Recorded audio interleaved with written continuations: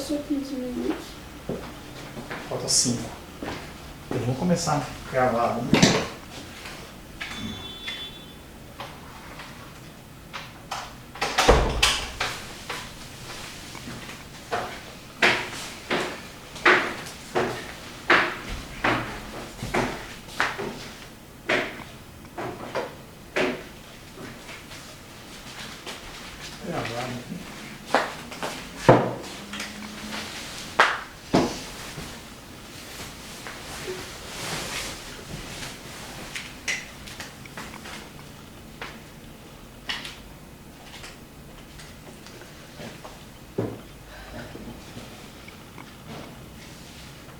Não iniciou, Luiz? Não.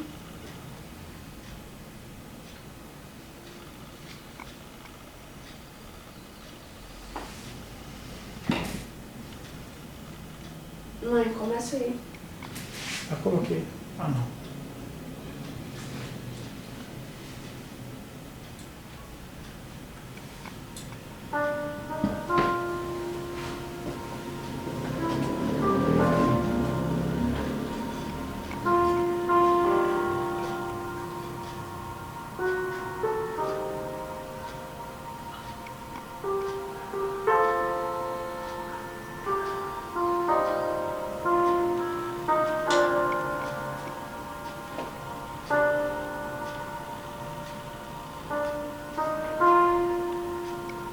Manda o link, meu, por favor.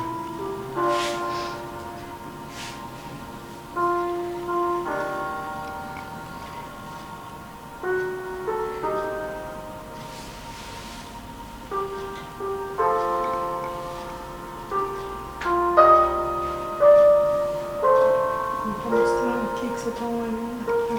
Pra quem tá não. É isso que eu tô achando estranho. Não tá aparecendo pra mim, não. Dá uma olhada aqui, Luiz. Não tá? Não tá aparecendo aqui, não. O quê? Não aparece no Face como online.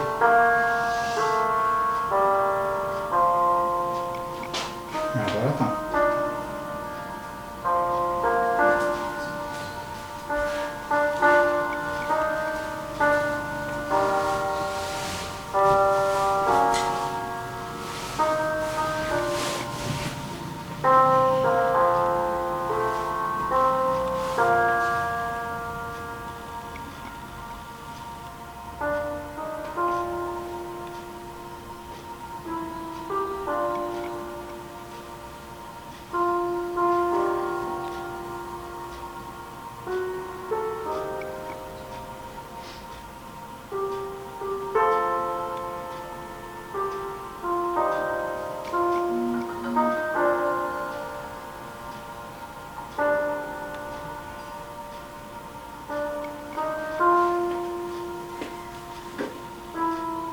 Agora tem.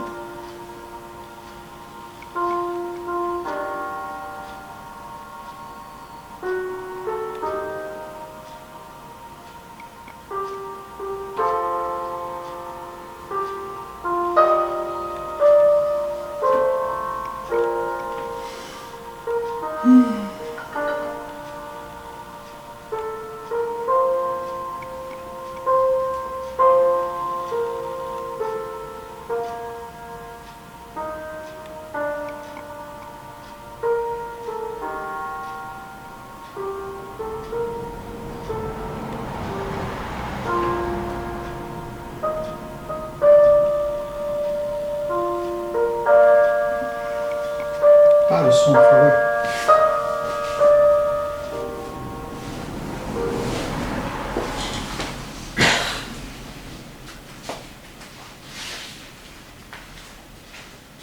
Tá no ar, tá?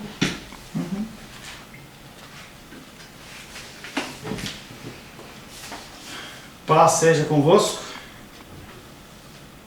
Você que acordou agora,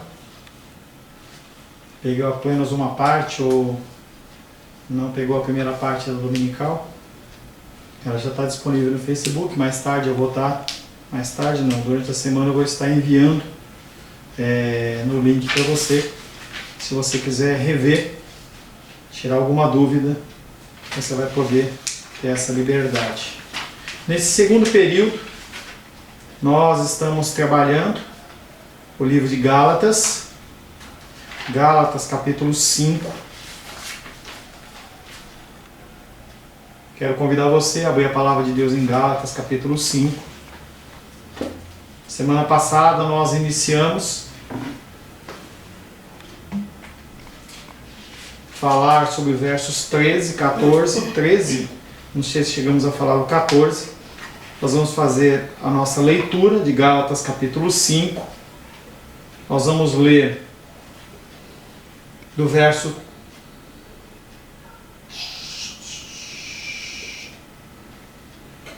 1 em diante, Gálatas capítulo 5, verso 1 em diante, fazendo a nossa breve revisão, e depois nós retornaremos, estaremos dando continuidade ao estudo. Gálatas capítulo 5, verso 1 em diante, diz o seguinte: para a liberdade foi que Cristo nos libertou. Permanecei, pois, firmes e não vos submetais de novo a jugo de escravidão. Eu, Paulo, vos digo que se vos deixar de circuncidar, Cristo de nada vos aproveitará. Verso 13. Porque vós, irmãos, fostes chamados à liberdade, porém, não useis da liberdade para dar ocasião à carne. Sede antes servos dos outros pelo amor. Porque toda lei se cumpre em um só preceito, a saber, amarás o teu próximo como a ti mesmo. Se vós, porém, vos mordeis e devorais uns aos outros, vede que não sejais mutuamente destruídos.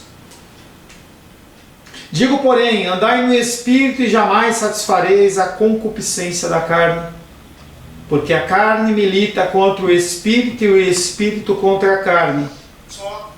Porque são opostos entre si, para que não façais o que porventura seja do vosso querer. Mas se sois guiados pelo Espírito, não estais sob a lei. Palavra do Senhor. Senhor, em nome de Jesus, lemos mais uma vez as Escrituras e pedimos a Ti que o Senhor nos abençoe.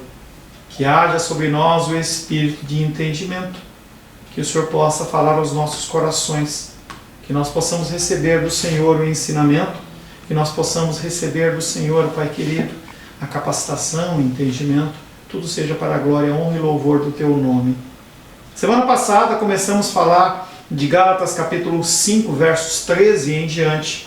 E nós falamos basicamente na semana passada sobre a liberdade, a natureza da liberdade cristã. Temos vários tipos de liberdade, mas na verdade a liberdade que nós temos em Cristo é uma liberdade de consciência. Nenhum homem ele é verdadeiramente livre até que Jesus o liberte do seu sentimento de culpa. É algo que os seres humanos têm no seu coração. As pessoas elas se sentem culpadas pela sua vida, não sabem lidar com a situação. Paulo diz aos Gálatas que eles foram chamados. Eu digo para você, você foi chamado para a liberdade. Essa liberdade se aplicava ao povo da Galácia, mas também se aplica a mim e a você. Você é livre. Nós não tínhamos nenhum desejo de abandonar o pecado, porque o pecado é bom. O pecado ele nos traz uma breve alegria, nos traz a aceitação perante as pessoas. Se um artista de cinema ele se tatua, as pessoas elas se tatuam porque elas querem ser iguais a aquele artista. E as motivações são diversas para você fazer o que você quer. Mas isso não é liberdade. Nós não tínhamos nenhum desejo de abandonar o pecado. Para abraçar a Cristo nem tínhamos capacidade de fazê-lo. Mas mesmo assim, Ele veio até mim. Mesmo assim, Ele vai até você. E o te liberta, e o te deixa livre. Semana passada também falamos que se somos cristãos, não é por nossos méritos, porque nós não conseguimos. Não é algo que eu ou você consegue fazer.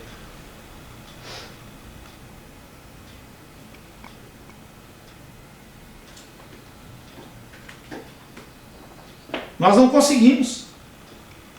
Resumindo, esta liberdade, a liberdade da terrível servidão de buscar o merecimento do favor de Deus, não é liberdade.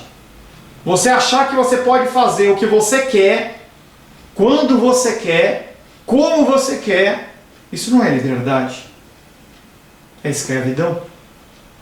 Porque você desenvolve no seu coração coisas, costumes que não te são saudáveis. E está na hora de você dar um basta. Está na hora de você olhar para a sua vida, olhar no teu espelho e você dar um basta. Estabelecer metas. Não é meta para você emagrecer, não é meta para você ler 10 livros por ano. A meta é você parar com o seu pecado. Está na hora de você dar um basta nele. E Deus, Ele te ajuda nisso, porque você é livre. Falamos na semana passada também que a liberdade cristã não é uma liberdade para satisfazer a carne. E as pessoas, elas acham que você tem liberdade, porque você é livre, você tem liberdade para fazer o que você quer, e você não tem uma liberdade do pecado para você fazer o que você quer. Você é livre para fazer o que Deus quer. Essa liberdade é uma liberdade que você recebe para você poder ter acesso a Deus de uma maneira tranquila, de uma maneira irrestrita. Você tem direito, pelo sangue do Cordeiro, a ir a Deus quantas vezes você quiser. Esta é a sua liberdade. Não uma liberdade para você mergulhar no seu próprio egoísmo. Esta licenciosidade, ou essa libertinagem não é liberdade, mas é uma servidão. Em nossa sociedade, o que nós mais vemos são pessoas escravas. As pessoas proclamam em alta voz a liberdade, falam de um amor livre, mas na verdade elas são escravas dos seus desejos, das suas vontades. Essa liberdade também não é uma liberdade para você explorar o seu próximo. As pessoas acham que você, por ser livre, você pode fazer o que você quer com o seu próximo, e você não pode. Longe disso. Esta liberdade é uma liberdade para você ter direito a ser escravo, servo. As pessoas não gostam de usar essa palavra servo como escravo. Mas a palavra servo, ela tem muito mais a ver com escravo do que uma pessoa muito bem vestida que te serve um copo de água com gás, numa taça de cristal, com uma roupa impecável. Não. A nossa liberdade nos permite sermos escravos do próximo. É o que Jesus Cristo fez.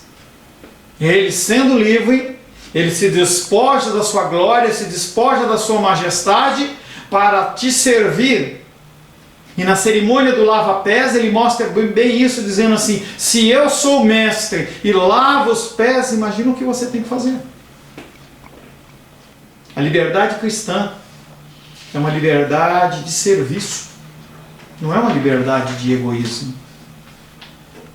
No verso 14, Gálatas capítulo 5, ele diz: porque toda lei se cumpre em um só preceito, a saber, amarás o teu próximo como a ti mesmo. A liberdade cristã não é uma liberdade para você ignorar a lei. Você não está sob o jugo da lei, no sentido de que para que você agrade a Deus você tem que cumprir mandamentos. Mas você não está isento. Você não tem liberdade para ignorar a lei. Devemos prestar muita atenção ao que o apóstolo escreve aqui. Ele não diz, como alguns novos moralistas dizem, que se nós amamos uns aos outros, nós podemos fazer o que nós queremos. Interesse do amor, não. A lei estabelece regras, formas de você fazer isso. Eu não tenho direito a roubar alguém para te alimentar, como fazia Robin Hood.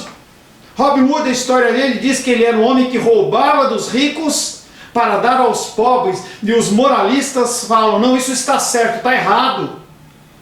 Você não tem direito a defraudar alguém em benefício de outro, porque as Escrituras na lei diz: não roubarás. Qual é o relacionamento do cristão com a lei? A chamada nova moralidade insiste nessa pergunta com urgência. É realmente verdade que Paulo nos diz que se somos cristãos, somos libertos da lei. E não estamos mais debaixo da lei. E não devemos nos submeter a este jugo de escravidão que é a lei. Mas você deve se esforçar. Eu devo me esforçar para entender o que esse texto está realmente dizendo. Essa liberdade que nos libertou da lei, a qual ele enfatiza, trata do nosso relacionamento com Deus. O importante é você conhecer a Deus através da lei, não ficar debaixo do jugo dela. Então você tem que honrar pai e mãe. Vi aqui na mensagenzinha aqui, apareceu aqui que a Ione está assistindo o curso com a mamãe dela. Fico contente que a dos Reis está conseguindo assistir. Nós devemos respeito aos nossos superiores. Entenda que quando fala pai e mãe, nós estamos falando de autoridades, professores, líderes e toda sorte de coisas. Essa liberdade cristã que nos libertou da lei, a qual Paulo enfatiza, trata do nosso relacionamento com Deus.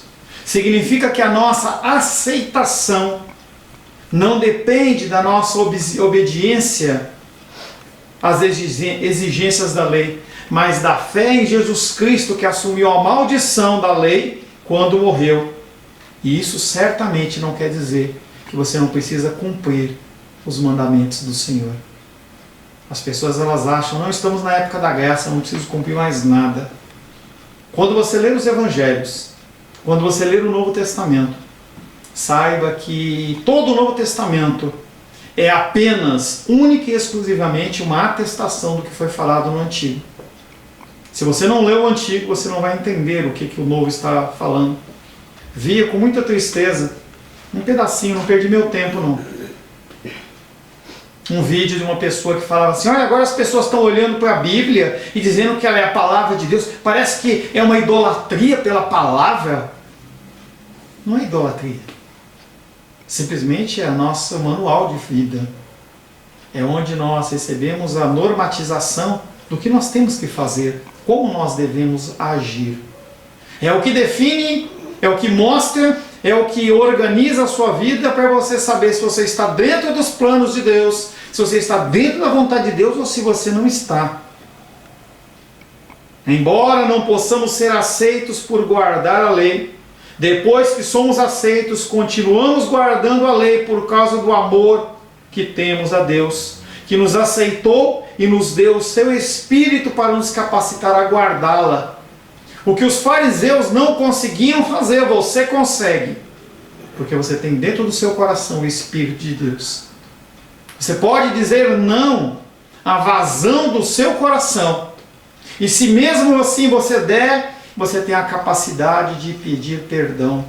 Essa semana eu estava lendo as Escrituras com a minha família, e o questionamento, nós estamos em Crônicas, Reis, não sei, como é que Davi, fazendo o que fazia, adulterando com a esposa de um dos seus maiores amigos, mandando matá-lo, não fazendo nada diante do estupro da sua filha por parte de um outro filho, por parte do assassinato, ele não fez nada. Como este homem é um homem segundo o coração de Deus, o coração dele era um coração que era temente a Deus, não porque não pecava, mas porque ele era constrangido. E ele voltava e falava, pequei, e pequei contra o Senhor somente. Você não tem a liberdade de pecar, de viver uma vida pecaminosa, mas toda vez que você pecar, volte-se para a cruz, se arrependa. Guardar a lei não é mais uma causa da sua salvação, assim o era no Antigo Testamento. No Novo Testamento é apenas uma consequência. Se você quer saber se você é salvo, você quer ter a certeza disso, olhe para a sua vida não na quantidade de pecados que você comete, mas quantas vezes você volta atrás e se arrepende. Porque esse constrangimento é muito mais do que um constrangimento moral, é um constrangimento do Espírito. E aqueles que não têm o Espírito Santo, eles não se arrependem. Eles não se constrangem, no máximo, como Judas, sentem remorso pelo que foi feito. Na terminologia do Novo Testamento, embora a nossa justificação não dependa da lei, mas do Cristo crucificado, a nossa santificação consiste no cumprimento da lei. Você é escolhido de Deus por causa do sacrifício de Cristo. O seu sim é consequência disso. E aí você começa uma caminhada. A santificação da sua vida, ela tem a ver com o cumprimento da lei. Tem a ver com você olhar para Deuteronômio. Tem a ver com você olhar para os ensinamentos de Cristo. Tem a ver com você olhar para os 10 mandamentos, você tentar de alguma maneira lutar contra o seu desejo, contra a sua vontade, e você fazer o que agrada a Deus e não o que agrada ao seu coração. Isso chama-se santificação progressiva. Além disso, se nós nos amamos uns aos outros como também a Deus, acabamos obedecendo a lei, pois toda a lei de Deus, pelo menos a segunda tábua da lei, ela se refere aos homens. Êxodo capítulo 20, não precisa abrir, se você quiser abrir, fique à vontade. Êxodo capítulo 20 fala dos 10 mandamentos, que é um dos temas que eu intento trabalhar com você na Escola Bíblica Dominical daqui a algum tempo. O primeiro mandamento é adorar a Deus e amá-lo sobre todas as coisas. E Jesus Cristo acrescenta, e ao próximo como a ti mesmo. Porque como é que você vai amar um Deus que você não vê, se a pessoa que está ao seu lado você não consegue amar? Segundo, não usar o santo nome de Deus em vão. Terceiro, santificar os dias do Senhor, as festas, o dia do Senhor. Um dia como hoje é um dia de você estar na presença dEle. Hoje não é dia de churrasco. Hoje não é dia de jogar futebol. Hoje é dia de você estar na presença do Senhor. E aí nós entramos com os mandamentos que dizem respeito às pessoas. Mandamento 4, honrar pai e mãe.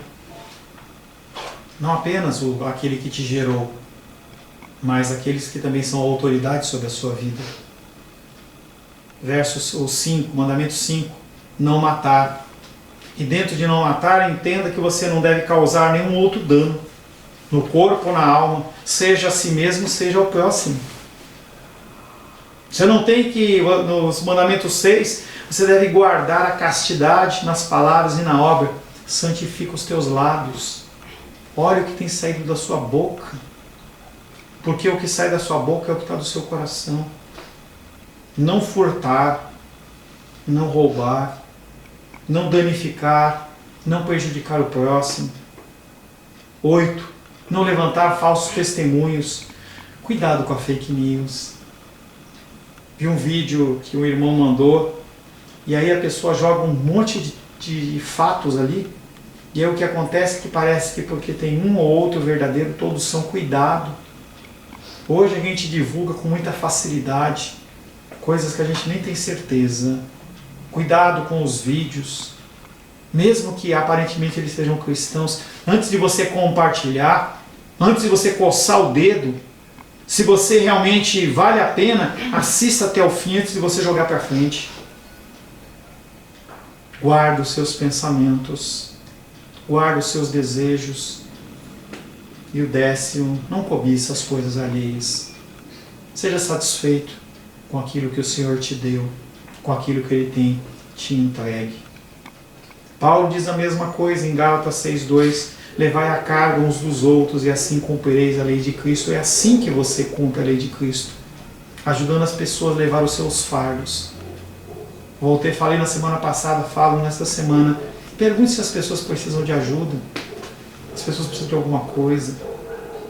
Ajude, compartilhe. Um breve resumo desse 13, Gálatas 5, de 13 a 15, fala dessa liberdade, que não é uma libertinagem. Prossegue descrevendo como essa liberdade não é um sistema de méritos, não é algo que você alcança a partir do seu esforço, mas você tem que se esforçar. Nós temos vivido um cristianismo muitas vezes em que nós não queremos fazer nada. Nós nos vitimizamos nas nossas próprias situações e nós não conseguimos olhar para o próximo. Não conseguimos olhar para a dor do próximo. Nós temos que fazer. Verso 16 até 25, ele começa a falar da sua maior luta. A luta da tua carne contra o seu espírito. E é realmente uma guerra. Enquanto você não tem Jesus Cristo no coração, é algo fácil. Como diz o Zeca Pagodinho, você deixa a sua vida te levar. E a tua vida vai te levando. Mas a partir do momento em que você obedece, ouve o chamado de Deus, a partir do momento em que a palavra de Deus entra no seu coração, não dá mais para ficar do mesmo jeito. A gente vê bastante isso em causas sociais. As pessoas, quando se envolvem numa causa social, elas não conseguem ser as mesmas.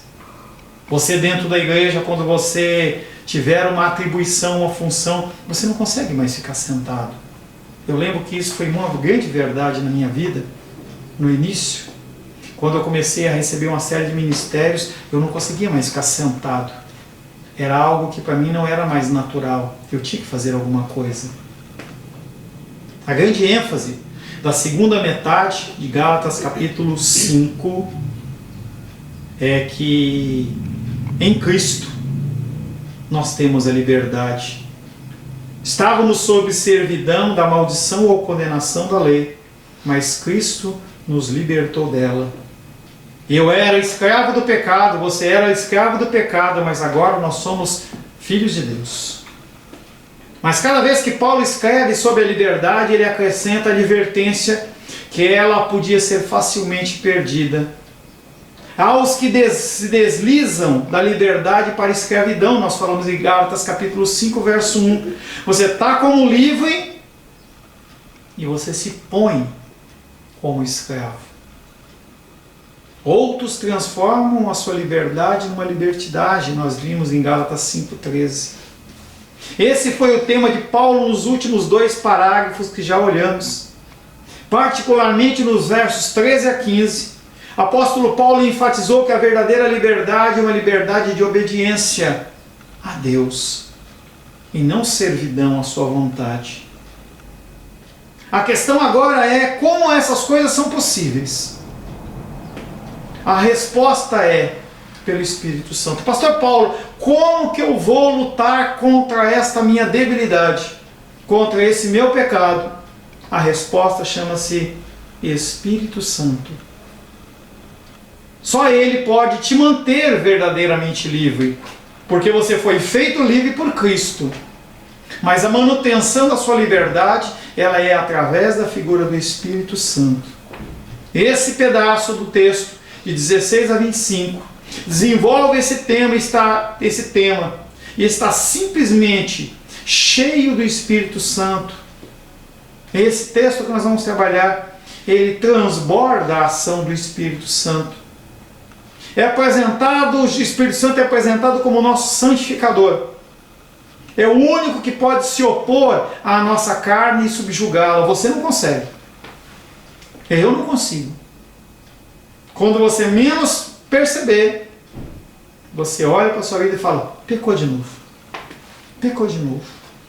Se não tiver alguém para te alertar, se não tiver alguém para te incomodar, você continua fazendo de novo. Eu tenho um pouco de problema de refluxo.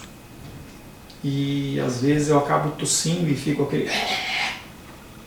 E aí essa semana minha esposa falou assim, será que isso não está no problema da sua mastigação? Será que você não está comendo rápido demais? E aí eu falei assim, será? E a ação da minha esposa foi a ação do Espírito Santo em relação a alguma atitude que está errada. E eu sei que eu começo a comer, de sexta para cá, eu começo a comer, a hora que eu vejo, eu falo assim, opa, eu estou comendo muito rápido.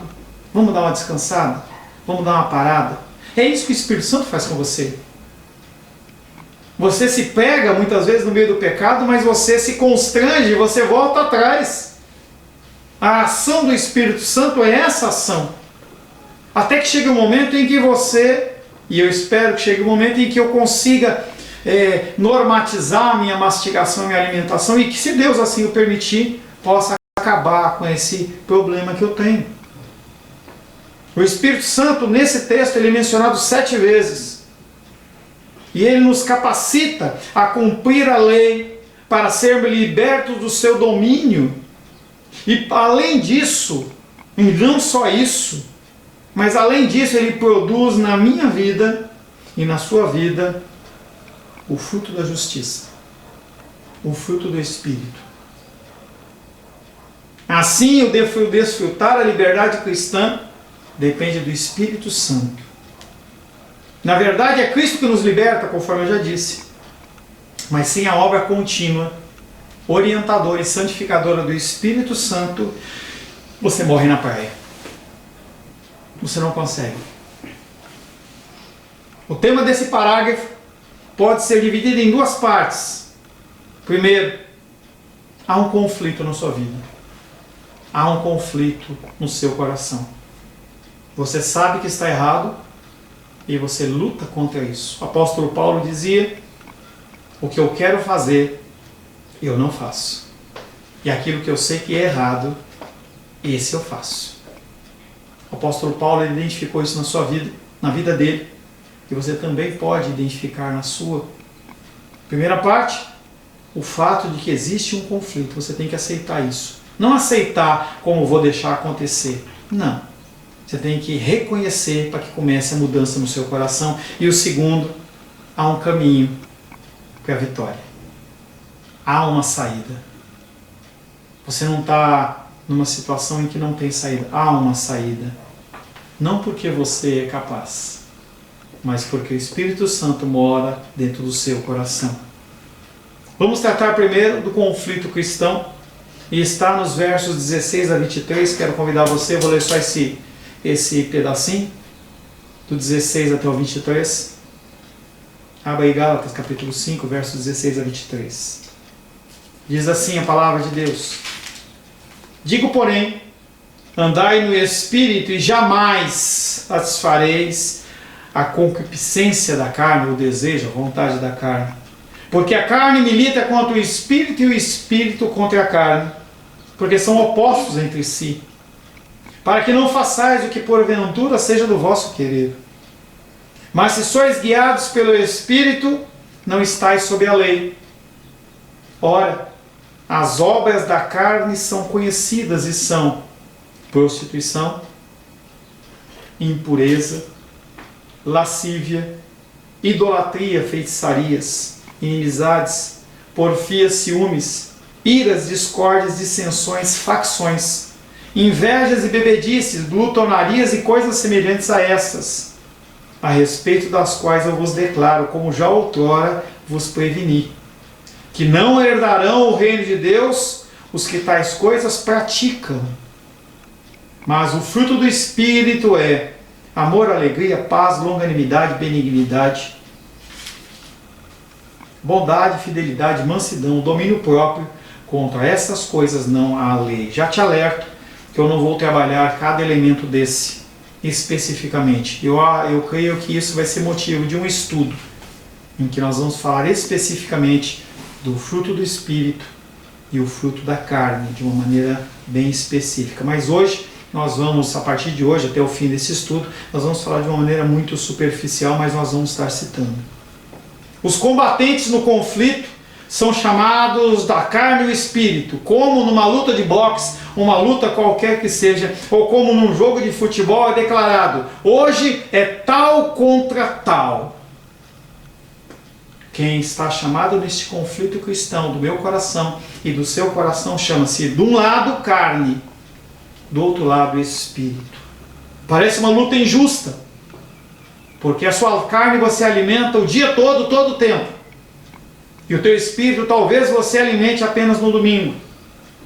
Talvez vocês tenham sido resgatados do Senhor para o Senhor com 30 anos, 40 anos de idade. Você teve 40 anos de alimentação desta carne e agora começa este conflito. Verso 16 e 17 diz: andai no Espírito, e jamais satisfareis a concupiscência da carne, porque a carne milita contra o Espírito, e o Espírito luta contra a carne, e essa luta é sangrenta. Com carne, Paulo quer dizer o que somos por natureza e hereditariedade. Você é caído, você é pecador. Não há nada no seu ser que seja bom. Você tem que entender isso como uma premissa. Não fica achando que uma parte de você é boa, porque não é. Não é. Apenas o que o Senhor restaura. Aí aquilo é aprazível a Ele. Concupiscência tem a ver com o desejo da natureza humana, e o desejo da minha natureza, como da sua natureza, não é agradar a Deus. Com o Espírito, ele parece referir-se ao próprio Espírito Santo, que nos renova e nos regenera.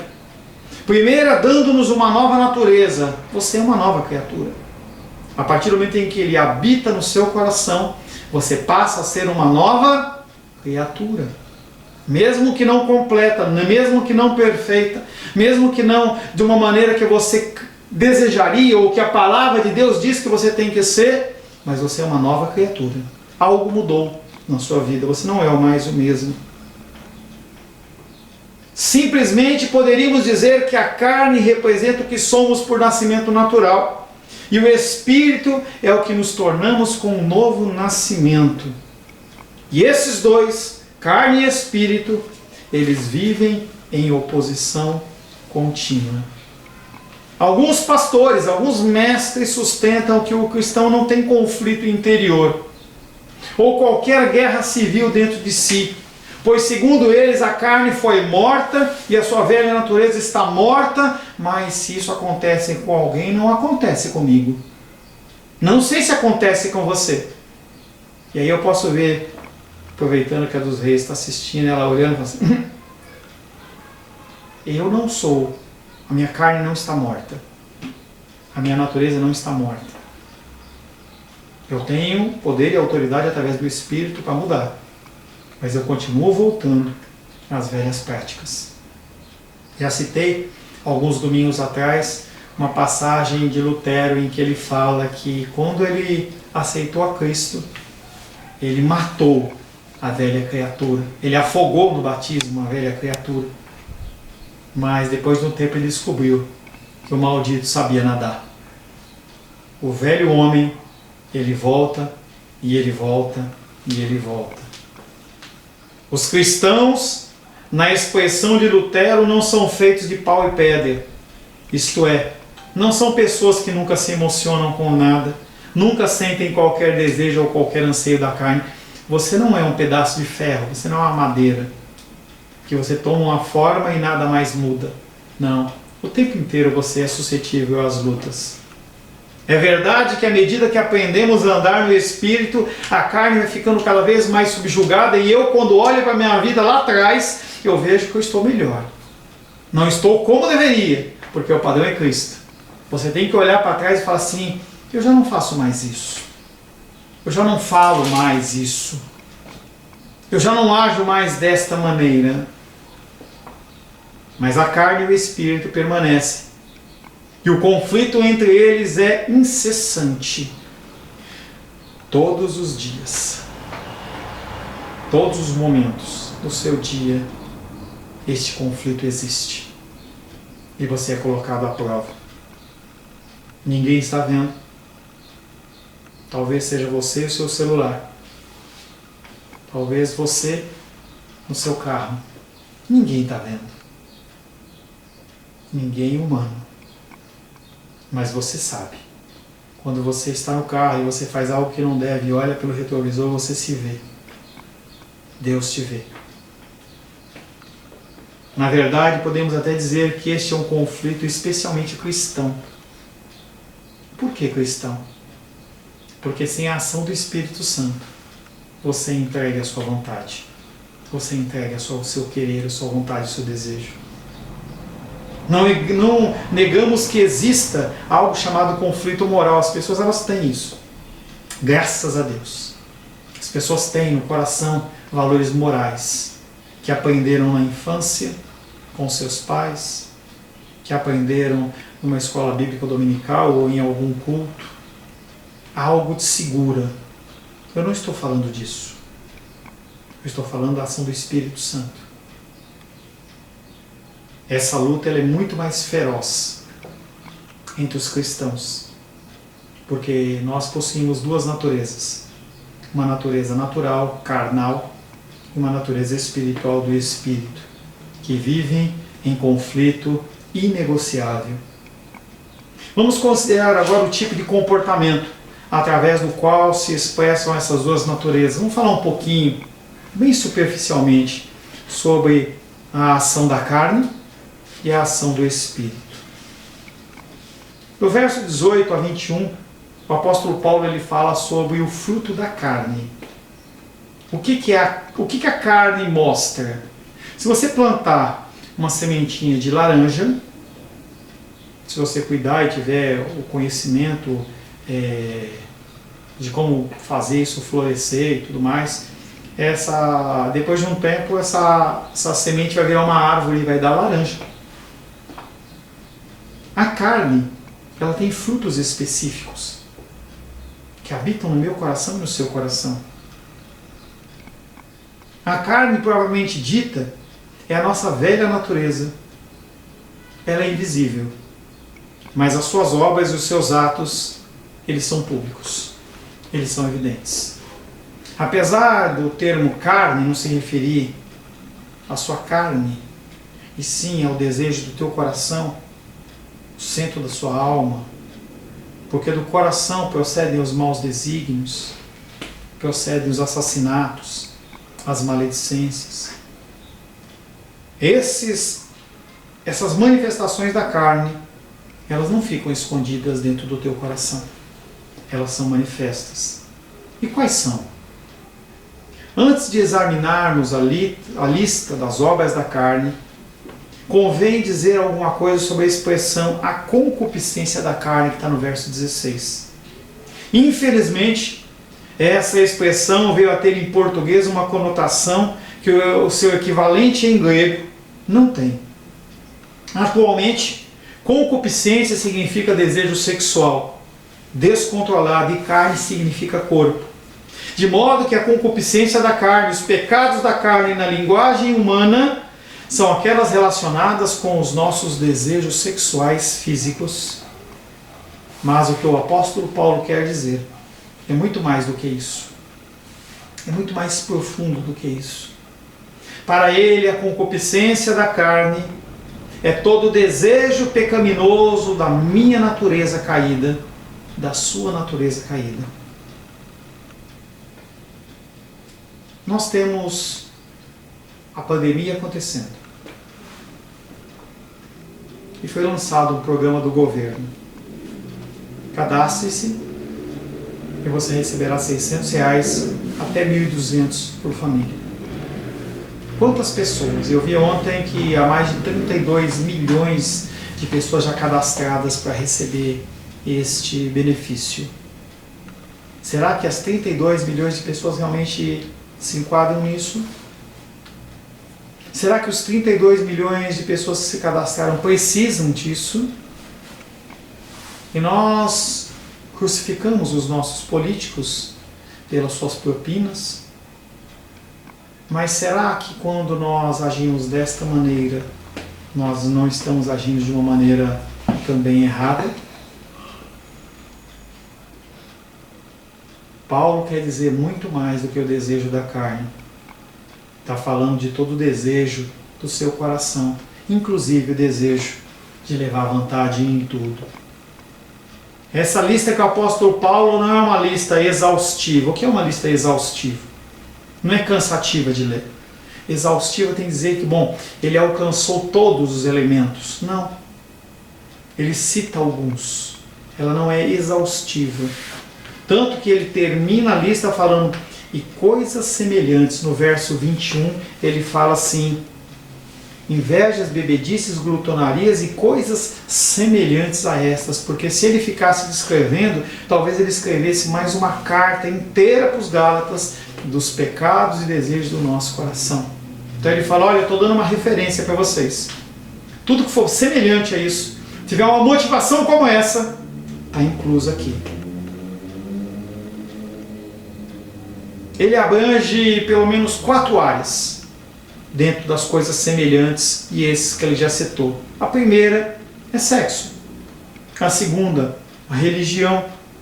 A terceira, a sociedade. E a quarta, a alimentação. Primeira área, sexo.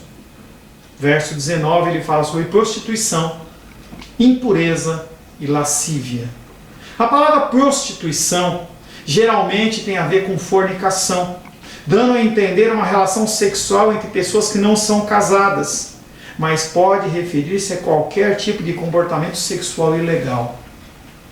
Sexualidade fora de um matrimônio, ele se encaixa nesta condição. Se você já teve relacionamentos no passado, se arrependa. Dobre os seus joelhos, curva a sua cabeça e fale: Deus, eu sabia que estava errado, mas eu fiz. Senhor, eu não sabia que isso era errado, mas eu fiz. Peça perdão a Deus. Qualquer relação sexual fora do matrimônio, ela é ilegítima e ela é ilegal, e não há nenhuma pauta, nenhuma forma de você justificar isso. Por mais lindo e maravilhoso que apareçam nos filmes e nas novelas, nas séries, é ilegal perante Deus. Talvez impureza possa ser traduzida por comportamento anormal. Normal em relação ao quê? Às Escrituras. Lascívia por indecência. Uma alusão ao público e atrevido desprezo pelo decoro, sendo novamente o padrão das Escrituras. Como você se veste, como você se mostra, decotes, calças justas, muitas coisas dessas, elas se encaixam nesta condição. Essas 3 palavras são suficientes para mostrar que todas as ofensas sexuais, sejam elas públicas e particulares, naturais ou anormais, entre pessoas casadas ou solteiras, devem ser classificadas como obras da carne. Tudo que Deus não aprova é pecado. Tudo que é contra a natureza humana é pecado. Tudo que é contra as Escrituras é pecado. Religião, verso 20. Ele fala sobre idolatria e feitiçarias. Nós cristãos evangélicos, muitas vezes nós olhamos e vemos e falamos: é por causa da imagem de escultura. É por causa da idolatria católica romana. Será que é só isso? Será que quando o apóstolo Paulo fala sobre idolatrias e feitiçarias, ele está falando apenas sobre imagens de escultura? Veremos na semana que vem, se o Senhor assim nos permitir. Semana que vem estaremos tratando sobre a idolatria, sobre a feitiçaria e também sobre os problemas que nós dividimos sobre a área social, a alimentação, bebedices e glutonaria. Cuidado com a sua alimentação. Cuidado com quanto você come. Cuidado como você come. Tudo isso pode ser condenável a Deus. Pastor, quer dizer que eu não posso fazer nada que as Escrituras condenam? Pode, mas não deve. A palavra de Deus diz que tudo você pode, mas nem tudo te é lícito fazer. Senhor, em nome de Jesus, te agradecemos todo o coração pelo teu amor e a tua graça, pelo tempo na tua presença. Por esse tempo de escola bíblica dominical, em que nós podemos aprender um pouco mais do Senhor. Que nós possamos, Pai, ser constrangidos pelo teu Espírito, ser mudados e transformados para a tua glória, honra e louvor. Oramos em nome de Jesus. Amém. Amém. Glórias a Deus.